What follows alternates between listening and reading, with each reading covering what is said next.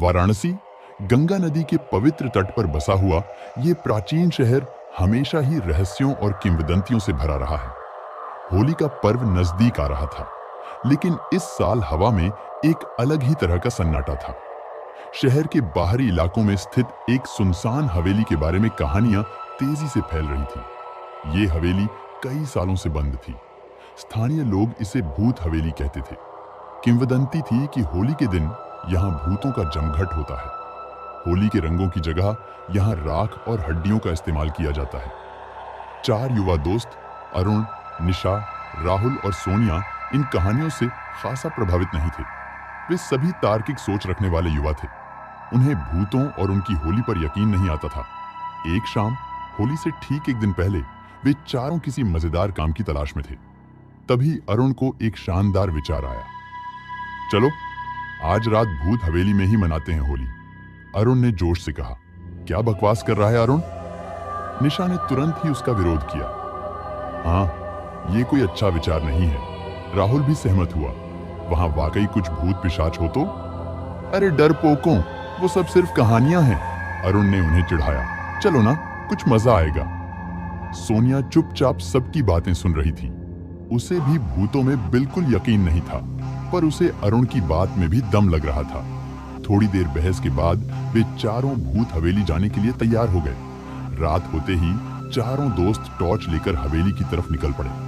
हवेली दूर से ही काफी डरावनी लग रही थी। टूटी हुई खिड़कियां, उखड़ी हुई जालीदार दरवाजे और जंगली पौधों से घिरा हुआ परिसर, ये सब मिलकर एक अजीब सी खौफनाक तस्वीर बना रहे थे। थोड़ी हिचकिचाहट के बाद अरुण ने दरवाजा खोलने की कोशिश की। दरवाजा आसानी से खुल गया। अंदर का माहौल और भी ज्यादा भयानक था। धूल और मिट्टी से भरे हुए कमरे, टूटी हुई फर्नीचर और दीवारों पर बने हुए फीके पड़ चुके चित्र, ये सब किसी भूत की कहानी को और भी सच साबित कर रहे थे।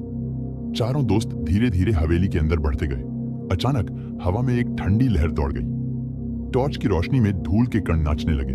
तभी एक अजीब सी आवाज सुनाई दी। खट खट खट। निशा डर के मारे अरुण से चिपक गई। राहुल का मुंह सफेद पड़ गया। सोनिया ने थोड़ा सा हिम्मत जुटाकर कहा, शायद कोई जानवर होगा। अरुण ने भी हिम्मत दिखाते हुए कहा, हाँ, शायद कोई आवारा कुत्ता होगा, चलो आगे बढ़ते हैं। वे चारों आवाज की तरफ बढ़े तो एक कमरे के अंदर से रोशनी आती हुई नजर आई। कमरे का दरवाजा थोड़ा खुला हुआ था। चारों दोस्त सावधानी से कमरे के पास पहुंचे। अंदर से हल्की रोशनी आ रही थी और साथ ही हंसने गाने की अजीब सी आवाजें भी सुनाई दे रही थी। सोनिया ने टॉर्च की रोशनी दरवाजे के अंदर डाली। जो नजारा उसने देखा वो उसकी जिंदगी भर याद रहने वाला था।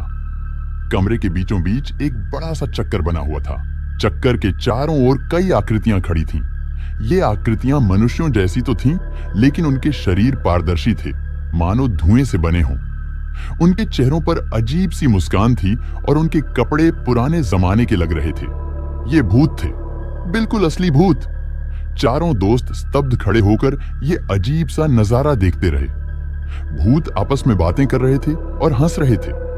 उनके हाथों में अजीब सी चीजें थीं, राख और हड्डियों से बनी थैलियां और टूटी हुई खोपड़ियां। वे इन थैलियों से राख निकालकर एक दूसरे पर फेंक रहे थे। तभी उनमें से एक भूत ने चारों दोस्तों को देखा। कमरे का माहौल अचानक बदल गया। भूतों के हंसने की आवाजें बंद हो गईं। उनकी आंखों में एक भयानक चमक आ गई। वे धीरे धीरे कमरे के दरवाजे की तरफ बढ़ने लगे। अरुण को होश आया। उसने तुरंत ही अपने दोस्तों को खींचा और वहां से भागने लगे। भूत भी उनके पीछे दौड़े। हवेली के अंदर एक अजीब सी लुकाछिपी का खेल शुरू हो गया। चारों दोस्त इधर उधर भाग रहे थे। भूत उनकी टॉर्च की रोशनी से बचते हुए उनका पीछा कर रहे थे। हवेली के अंदरूनी रास्ते उन्हें पहले से ही पता नहीं थे। ऐसे में वे और भी ज्यादा परेशान हो गए। अचानक राहुल फर्श पर फिसल कर गिरा। भूत तुरंत ही उसके पास आ खड़े हुए। निशा चिल्लाने लगी। अरुण और सोनिया ने राहुल को उठाने की कोशिश की, लेकिन भूतों ने उन्हें रोक लिया। तभी एक भूत जो दूसरों से थोड़ा ज्यादा उम्रदारा लग रहा था, आगे आया। उसने गंभीर आवाज में कहा, हमें जाने दो, हम तुम्हें कोई नुकसान नहीं पहुंचाना चाहते। अरुण ने डरते हुए पूछा, तुम कौन हो? हम इस हवेली के पुराने रहवासी हैं, बूढ़े भूत ने जवाब दिया, हमें किसी ने मुक्ति नहीं दी, इसलिए हम हर साल होली के दिन राख से होली खेलते हैं। मुक्ति? सोनिया ने पूछा। हमें तारपण नहीं मिला, बूढ़े भूत ने बताया। हमारी आत्माएं शांत नहीं हो पा रही, इसलिए हमें यहीं रहना पड़ता है। चारों दोस्तों को अब समझ आ गया था कि भूत असल में नुकसान पहुंचाना नहीं चाहते थे, वे सिर्फ अपनी परेशानी बता रहे थे। अरुण ने हिम्मत जुटाकर कहा, हम तुम्हारी मदद कर सकते हैं। हम तुम्हारे परिवार वालों को ढूंढने की कोशिश करेंगे ताकि वे तुम्हें तारपण दे सकें। भूत थोड़ा हैरान हुआ। उसने कुछ देर सोचा, फिर कहा, शायद तुम हमारी मदद कर सकते हो। हमारी हड्डियां इसी हवेली के पिछवाड़े के कुएं में हैं। अगर तुम उन्हें बाहर निकालकर दाह संस्कार कर दो तो शायद हमें शांति मिल जाए। अरुण ने सहमति जताई। भूतों ने चारों दोस्तों को हवेली के पिछवाड़े के उस कुएं तक पहुंचाया। कुआं काफी गहरा था और उसमें से एक अजीब सी गंध आ रही थी।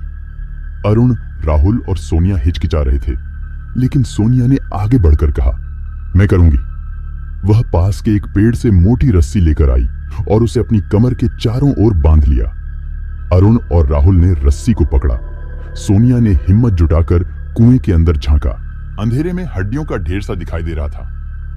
तैयार हो? सोनिया ने पूछा।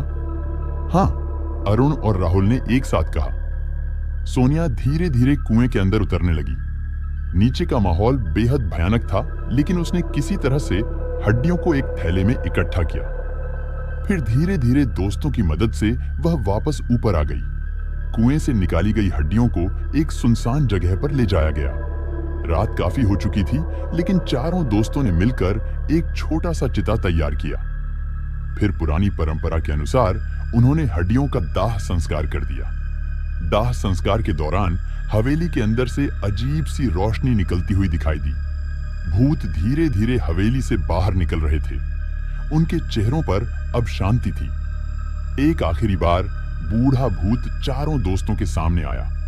उसने कृतज्ञता से सिर झुकाया और कहा, तुमने हमें मुक्ति दिला दी, अब हम शांति से आगे जा सकते हैं। फिर धीरे धीरे हवा में घुलते हुए भूतों की आकृतियां गायब हो गईं। चारों दोस्त वहीं खड़े रहे, थकान और रात के अजीब अनुभव से भरे हुए, लेकिन उनके दिलों में एक संतोष का भाव भी था। उन्होंने कुछ भटके हुए आत्माओं को मुक्ति दिलाई थी। सूर्योदय होते ही चारों दोस्त हवेली से बाहर निकले। वे बेहद थके हुए थे, लेकिन उनके चेहरों पर खुशी भी झलक रही थी। उन्होंने एक ऐसी रात बिताई थी जिसे वे कभी नहीं भूल पाएंगे। शहर में वापस आकर उन्होंने भूत हवेली में हुए अनुभवों को किसी के साथ साझा नहीं किया। उन्हें पता था कि कोई भी उनकी बात पर यकीन नहीं करेगा, लेकिन उनके बीच ये रहस्य हमेशा बना रहा। कुछ दिनों बाद अखबार में एक खबर छपी। उस खबर में बताया गया था कि शहर के बाहरी इलाके में स्थित एक पुरानी हवेली अचानक ढह गई है। स्थानीय लोगों का मानना था कि ये हवेली वैसे भी काफी जर्जर हो चुकी थी, इसलिए ढह गई होगी। चारों दोस्तों को पता था कि असलियत में क्या हुआ था। भूतों को मुक्ति मिलने के बाद हवेली को अब किसी की जरूरत नहीं थी, इसलिए वो अपने आप ढह गई थी।